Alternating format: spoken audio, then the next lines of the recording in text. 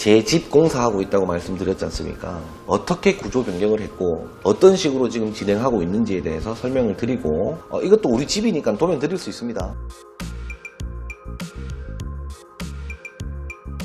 자, 안녕하십니까? 미쳐야 미친다 광성엔 아키오노TV 박대표입니다. 반갑습니다. 즐거운 한가위가 다가오고 있습니다. 건설회사를 운영 중이시거나 인테리어 회사를 운영 중이신 사장님들은 1년에 딱 3번 정도 골머리가 아픕니다. 첫 번째, 설날 때 머리가 아파요. 두 번째, 추석 때 머리가 아파요. 세 번째, 연말에 머리가 아픕니다. 설날이나 추석 때 왜 머리가 아프냐? 목돈이 나가요. 목돈이 나가는 이유가 있어요. 야, 명절인데 명절 앞두고 기성을 좀 풀어야 될까 아이가? 당연히 풀어야 됩니다. 왜? 명절 앞에 기성 안 풀면 악덕 사장이 됩니다. 뻔한 거 아닙니까? 명절 앞에 당연히 목돈이 들어가니까 조상님들 모셔야 되고 본인들의 가족들도 모셔야 되기 때문에 목돈이 나가는 거는 기정사실화돼 있어요. 제가 초창기 때 한번 크게 hi청한 적이 있어요. 저도 경험이 없었어요. 경험이 없으니까 한번 hi청한 건데, 기성공사를 하게 되면 선공사 후지급이에요. 후불제라는 얘기인 거예요. 7월에 일한 거는 8월에 받고 8월에 일한 거는 9월에 받게 되어 있습니다. 9월 언제 주냐면 9월 초에 주게 되어 있습니다. 처음에 제가 경험이 없었을 때는 8월에 일한 거를 9월 초에 지급을 해버렸다 이거예요. 예를 들어 1,000만 원씩 달달이 딱딱딱딱 지급이 됐다고 가정을 해볼게요. 8월에 일한 걸 9월 초에 1,000만 원을 딱 지급을 했다 이거예요. 9월 중순에 명절이 끼어 있으면 명절 앞에 또 돈 달라 그래. 처음에 아무것도 모를 때 명절이니까 잘 갔다 오십시오 하고 드렸어. 근데 잔고가 쑥 빠지는 거예요 이게. 돈은 줄 수 있다 이거예요. 어떤 상황이 벌어지냐면 성급공사가 돼버리는 거예요. 성금공사. 명절 전에 기성을 떴어요. 그럼 10월 달에는 안 받아야 되는 게 정상이잖아. 근데 안 줄 수 있습니까? 박 사장, 명절 전에는 명절 전이라고 받아간 거고 10월에 일한 거는 10월에 줘야지. 잔금에서 좀 까면 되지. 잔금에서 까고 이게 일한 인부도 10월에 일했으면 일주에 일한 건 줘야 될까? 이래 된다고. 그때부터 갑질이 됩니다. 갑질. 인부들의 갑질 논란. 모주머니 버스비입니다. 망친 던져버려요. 일 안 한다. 자, 우리는 줄 수밖에 없는 상황이 놓여집니다. 그렇게 되면 9월달, 10월달 걸쳐서 총 지급한 금액이 3,000만 원이 돼버려요. 한 번에. 그게 10군데면 3억이 되는 거고 20군데면 6억이 되는 거예요. 그러니까 자금 운용을 잘해야 되는 거지. 한 번에 휘청합니다 이거는. 지금 이제 배웠어 제가. 배웠기 때문에 설날이나 명절 때는 어떻게 끌고 가냐면 8월에 일한 것 자체를 9월 초에 지급을 안 해드려요. 명절 전에 지급하겠습니다. 대신 9월에 앞에 일한 것도 포함을 해서 조금 드리겠습니다. 또는 8월에 일한 거 명절 전에 전액 지급하겠습니다. 이렇게 한두 달 전부터 쫙 밀어버리는 거예요. 처음에는 해요. 입이 이마에 티 나와가지고 박사장 돈도 안 주고 이런다고. 근데 명절 전에 돈 딱 지급을 정확하게 해드리면 또 다 내려가 이게. 자, 그렇게 자금 운용을 해야 됩니다. 저는 이거 못 배웠어. 못 배운 놈이라 가지고 처음에 저는 크게 혼났습니다. 그때 한번 휘청하고 나서 내 어른들한테 가서 물어 공부를 했다 아닙니까? 만다고 주노 8월에 일한 거 명절 앞에 주면 돼. 만다 먼저 주노. 그럼 명절 전에 또 달라 하는데 어른들은 바로 이렇게 얘기를 해버려요.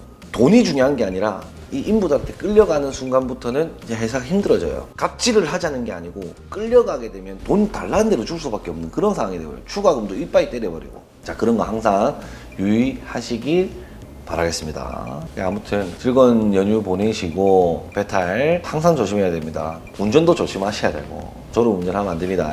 운전 중에 제 영상 보면 잠 옵니다. 저도 운전하다가 내 영상 보면 잠 오니까 조심하시고 즐거운 한가위 되시길 바라겠습니다. 제 집 공사하고 있다고 말씀드렸지 않습니까? 기존에 있던 집과 새로운 집 확 변화를 주고 싶다 했을 때는 구조 변경이 답입니다.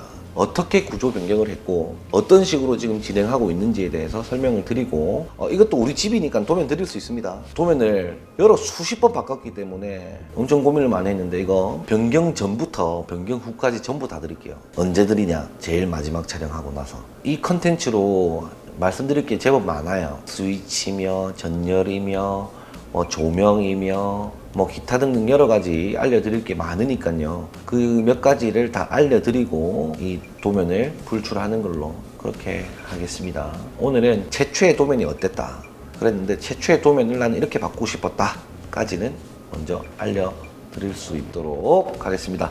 자, 바로 출발하시죠. 출발. 관리소에 가면 이렇게 도면이 있어요. 우리 해당 호실에 관련된 도면이. 저희도 인테리어 하려면 도면이 캐드로 말고 종이 도면이라도 있으면 굉장히 편하죠. 정확한 치수가 나오니까 실측보다는 훨씬 낫단 말이에요. 그래서 저희도 관리소에 가서 종이 도면을 한 50장 정도 찍었어요. 왜냐면 전기 설비 도면 다 있으니까요. 찍어서 도면화 시킨 거예요. 자, 최초에는 집이 이런 모양이 있습니다. 안방이 여기 있고요. 안방 안에 또 서재가 있었어요. 요즘에는 침실을 이렇게 크게 하지 않습니다. 안방 생활을 크게 안 하기 때문에 보통 거실에 다 나와 있죠. 잠만 자는 공간이기 때문에 이렇게 크게 안 해요, 요즘에는요. 그리고 안방을 지나서 또 서재가 있다?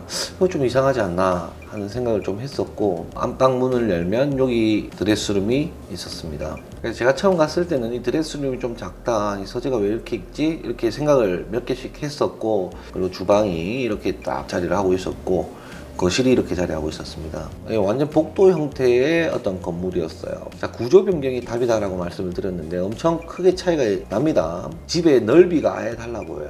자, 여기 보면은 이렇게 장이 꾸려져 있습니다. 장이 꾸려져 있고 식탁이 있고 주방이 있는데, 거실에서 보면 좀 더 넓을 수 있는 공간임에도 불구하고 이런 벽들 때문에 거실조차 조금 작아 보인다라는 어떤 심리적인 협소함을 느낄 수가 있는 그런 형태의 집이었어요. 그리고 침실이 양쪽에 두 개가 이렇게 있었고요. 이렇게 들어와서 이쪽 방 갈 사람 가고 이쪽 방 갈 사람 가고, 이쪽 침실 두 개에서 쓸 수 있는 욕실이 하나 딸려 있었고요. 이렇게 공용 화장실이 딸려 있었습니다. 그리고 여기도 침실이, 네 번째 침실이 준비되어 있었습니다. 계단실을 통해서 계단을 타고 올라가면 이렇게 다락을 쓸 수 있게끔 형성이 되어 있었습니다. 여기 건물 밖에 이게 초록색 선 안 내부는요, 옥상 마당이에요. 옥상도 저희가 쓸 수 있었기 때문에 이렇게 옥상 마당도 이렇게 정리가 되어 있었습니다. 공사 전 사진 한번 볼까요? 철거 중이었어요. 철거 때 찍은 건데, 여기 벽체가 있고 여기 침실 두 개, 침실에 쓰는 화장실, 쭉 이렇게 거실은 층고도 높고 좋은데요. 여기 보시면 딱 봤을 때 답답하죠. 벽이 있다고. 이게 벽이 있고 여기 주방이 있어요. 그러니까 심리적으로 좀 작다고 협소함을 느낄 수가 있는 거예요. 자, 1층 바닥이 64평입니다. 다락방 포함하면은 13평, 그러니까 총 77평 정도 되는데 1층이 굉장히 좁아 보입니다. 그래서 제가 도면을 친 게, 최초에 친 게 이거였어요. 그래서 입구부터 얘기를 드리자면, 입구에 들어와서 여기는 의자를 만들어서 앉아서 신발을 벗을 수 있게끔 만들고, 복도를 지나서 거실이 나오고, 요즘 그거 있지 않습니까? 일자 주방. 거실과 주방에 차등을 주지 않고 한 번에 볼 수 있는 그런 구조의 형태가 이렇게 잡아주는 것을 주부들이 선호해요. 한 번에 이렇게 넓게, 엄청 운동장처럼 넓게 쓰는 거를 저도 선호를 했어요. 왜냐하면 결국 가족들이 한 군데 모일 수 있는 곳이 이 공간이죠. 애기 방 들어가 버리면 못 만나게 되고, 저희가 안방에 들어가면은 애기랑 못 만나게 돼요. 그래서 가족들이 머물 수 있는 공간을 조금 이쁘게 편안하게 만들기 위해서 이렇게 지금 생각을 했단 말이에요. 침실이 4개가 있었는데요, 2개로 사실 줄인 거죠. 안방, 애기방, 여기는 서재예요. 여기 뒤에 있던 서재를 쭉 당겨서 이쪽으로 옮기고, 안방을 조금 넓게 쓰는 걸로, 욕조도 조금 많이 넓혔어요. 코로나 때문에 제가 사우나를 굉장히 좋아하는데 사우나를 못 가게 합니다. 왜냐면 집에 아기가 있으니까. 이 어른들끼리만 살면 뭐 어떻게든 살 수 있는데, 집에 아기가 있으니까 위험하다고 사우나를 못 가게 해요. 그래서 사우나를 저는 집에 만들고 싶었거든요. 여기가 변기, 여기가 사우나. 여기 노란색 선이 있죠. 단차를 80 주는 게 아니고 여기는 20 줬어요. 이 바닥과 이 바닥 2cm예요. 여기 설비 배관을 어떻게 옮겨야 되는지도 설비 도면을, 왜냐면 화장실이 변경이 있었으니까 있었던 거를 이렇게 변경을 한다. 이게 빨간색이 기존 100파이, 기존 50파이죠. 빨간색 여기 있는 거를 여기로 옮기자, 여기 있던 거를 옆으로 옮기자, 기존 배관들은 살리자, 그대로 둔 게 이렇게 돼 있어요. PVC 100파이짜리는 이쪽으로 옮기고, 뭐 이거는 저쪽으로 옮기자, 이렇게 계획을 짜둔 겁니다. 에어컨 위치와 실링팬 위치까지 다 잡아줬어요. 각 방에 에어컨 한 개씩 다 넣고요. 그리고 실링팬 넣고 에어컨 설치, 여기도 주방에도 에어컨 설치, 주방에도 요즘에 에어컨 설치를 해요. 층고가 또 높기 때문에 이 에어컨 하나로 주방까지 시원하게 할 수가 없어요. 그리고 콘센트와 통신 USB 스위치까지 전부 다 잡아줬습니다. 여기는 콘센트 있어야 되고 통신선이 있어야 된다, 콘센트 있어야 되고 콘센트 컨센트 있어야 되고 USB, 통신, 컨센트 다 이렇게 일일이 다 표기를 해줬습니다.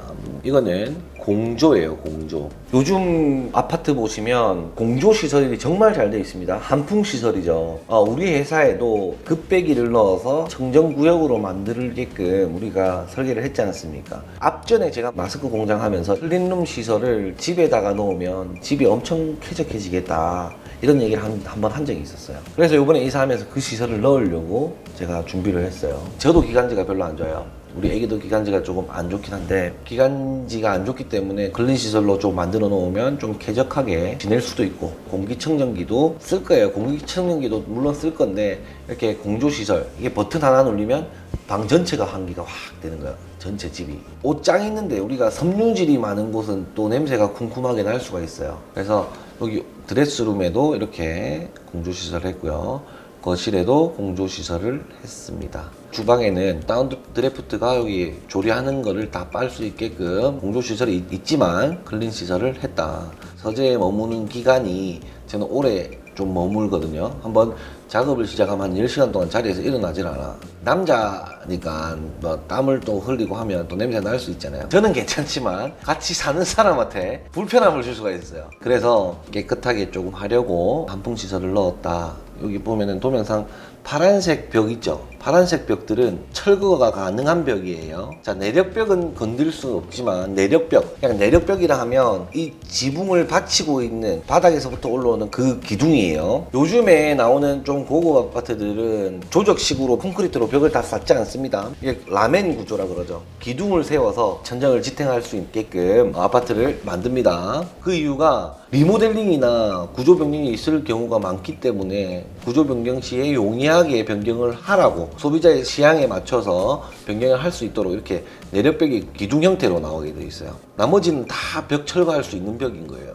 전부 다 철거할 수 있는 벽인 거예요. 저는 다 철거를 하려고 했었단 말이죠. 여기 있는 노란색 내력벽을 철거를 하려 했었습니다. 내력벽을 깨기 시작하게 되면 사실 소음 문제가 발생하죠. 소음 문제가 발생하면 민원이 들어오겠죠. 이 벽을 치려고 하는 그 순간에 민원이 하나 탁 올라간 거예요. 건축주가 따로 있고 우리가 업자라면 저희가 어떻게든 사정하고 설득해서 이 벽을 잘랐을 수도 있어요. 왜냐? 클라이언트 입장에서는 우리한테 책임을 전가하면 돼요. 죄송합니다 하면서 벽을 치기로 했습니다. 뭐 그거는 이제 디자인 회사에서 그렇게 하기 때문에 저희가 아는 게 없습니다, 이렇게 할 수는 있단 말이죠. 근데 이게 또 제가 또 주인이고 하다 보니까 계속 살아야 되잖아. 이게 계속 살아야 되니까 우리 업자한테 맡겼다, 업자한테 맡겼는데 업자가 치는 거라서 제가 어떻게 할지 모르겠다, 이렇게 변명을 못 하잖아요. 이거는 결국 내가 거짓말을 하면 그 사람들도 알게 될 거예요. 제가 이게 건설업을 하는 것도. 그래서 막 속 시끄러워서 이거 철거를 하지 않기로 했습니다. 어떻게 하려고 했냐면, 철거를 하면 이렇게 계단을 쭉 길게 빼고 이쪽으로 계단을 올라가게 돼 있으니까 요 밑에는 또 텅 비어 있단 말이에요. 그러면 조경을 하든지 뭔가 해서 구조를 조금 넓히려고 생각을 했고, 이렇게 되면 어떤 느낌이 드냐면 여기서 딱 서서 쳐다보면 벽이 서 있을 거 아니에요.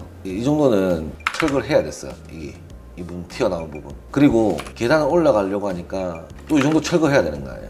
이거 철거, 이 벽 철거. 어떻게 되냐면 벽이 이렇게 된단 말이야. 왜 이렇게 되는지 알려드리자면, 그냥 쉽게 예를 들게요. 계단이 이렇게 형성이 될 거예요. 꼭대기까지. 이게 공간이라고 봤을 때 계단이 이렇게 착착착착 올라가면 벽체가 이 끝까지 있으면 이 계단 형성이 안 되잖아, 이게. 그러면은 이 벽을 잘라내면 이 정도 잘랄 거면 다 철거하지 말라고 이래 되는 거야 또. 그래서 큰일 났다, 어떡하지 해가지고 계속 그림을 그리는 거야. 이게 계속 이렇게 되고 저렇게 되고, 결국은 바꾸자 해서 또 바꿉니다. 도면 친 거 보입니까? 몇 개를 쳤노. 여기 계단 봐봐, 엄청 쳤잖아. 이렇게 어떻게 바꿀 것인지 엄청 고민을 많이 했는데 최종적으로 어떻게 변경됐냐, 이 계단 그대로 살리기로 했습니다. 이 계단 그대로 살리기로 했고, 그럼 이쪽 공간이 거실이어야 되는데 문이 없고 만약에 이렇게 돼 있다, 그러면 거실이 이상하잖아 이게. 그래서 여기 유리도어를 설치를 했습니다. 유리도어를 설치를 해서 여기를 다도실로 꾸몄어요. 다도실. 차 마시는 곳 있죠. 근데 집사람도 그렇고 저도 그렇고 차 안 마십니다. 여기서 운동하겠지, 운동. 요가나 사이클을 타든지. 또 이게 벽체가 들어서게 되면 깝깝할 수 있으니까 유리를 넣어서 좀 개방감을 줬다. 여기 보시면 그 전에 보시면 이렇게 각을 탁탁 줬다고. 여기 보면 억각이잖아요 이게. 여기는 좁은데 여기는 넓잖아. 사람이 그러면 이렇게 된다고. 시야가 한 번에 안 들어온다고 거실이. 그래서 이걸 어떻게 할까 고민해서 이쪽을 열어주면 이쪽이랑 눈 시야가 비슷해지지 않을까 생각을 해서 1600R을 줬습니다. 이게 1600R이에요 1.6m로 R을 잡아가지고 확 열어준 거예요. 그러니까 확 열기 시작하는 그 순간부터 1대1로 거진 떨어져요 이게.